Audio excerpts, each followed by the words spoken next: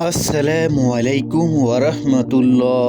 সুপ্রিয় দর্শক, আমরা আজকের ভিডিওতে আলোচনা করব রাসেলস বাইফার থেকে বাঁচার দোয়া। যে দোয়াটি পাঠ করতে রাসূলুল্লাহ সাল্লাল্লাহু আলাইহি সাল্লাম শিখিয়ে গিয়েছেন, এবং এই দোয়াটি পাঠ করলে আপনার বাড়ির আশেপাশে কোনো ধরনের সাপ বিচ্ছু আসবে না।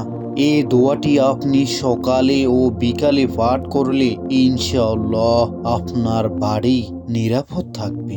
দেশব্যাপী রাজত্ব গেড়ে বসতে শুরু করেছে এক সময়ের বিলুপ্ত বিষধর সাপ রাসেল বাইফার।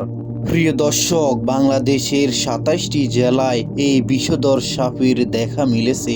প্রিয় দর্শক, আল্লাহর রাসূল সাল্লাল্লাহু আলাইহি সাল্লাম অত্যন্ত গুরুত্বপূর্ণ সব কিছুর মতো বিষাক্ত কীটপতঙ্গ, সাপ, বিচ্ছু কিংবা হিংস্র প্রাণীর আক্রমণ থেকে বাঁচার দোয়া শিখে গিয়েছেন। কিভাবে রাসেল বাইফার সাপ থেকে বাঁচবেন সে দোয়াও রাসূলুল্লাহ সাল্লাল্লাহু আলাইহি সাল্লাম শিখিয়ে গিয়েছেন। আবু হুরায়রা রাদিয়াল্লাহু তাআলা আনহু থেকে বর্ণিত হাদিসে আল্লাহর রাসূল সাল্লাল্লাহু আলাইহি সাল্লাম বলেছেন, যে ব্যক্তি সকাল সন্ধ্যায় ৩ বার করে এই দোয়াটি পাঠ করবে, আল্লাহ তাআলা তাকে সমস্ত বিষধর সাপ, বিচ্ছু এমনকি রাসেল বাইফাসের মতো বিষাক্ত সাপ থেকেও আল্লাহ রাব্বুল আলামিন বান্দাকে হেফাজত করবেন।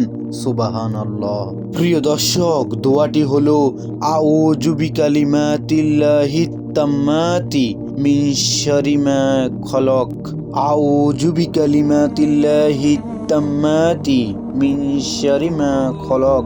অর্থ, আমি আল্লাহর পরিপূর্ণ কালিমার দ্বারা প্রত্যেক শয়তান, বিষাক্ত প্রাণী এবং প্রত্যেক কুদৃষ্টির অনিষ্টতা থেকে আশ্রয় চাচ্ছি।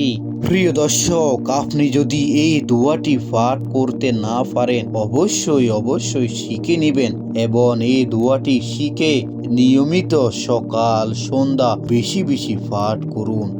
ইনশাআল্লাহ মহান রাব্বুল আলামিন আপনাকে আপনার পরিবারকে হেফাজত করবেন।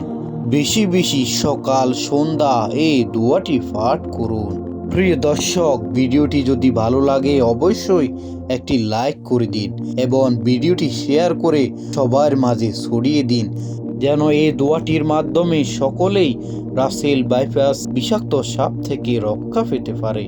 আল্লাহ তাআলা যেন আমাদেরকে এই গজবের হাত থেকে সকলকে রক্ষা করেন। আমিন।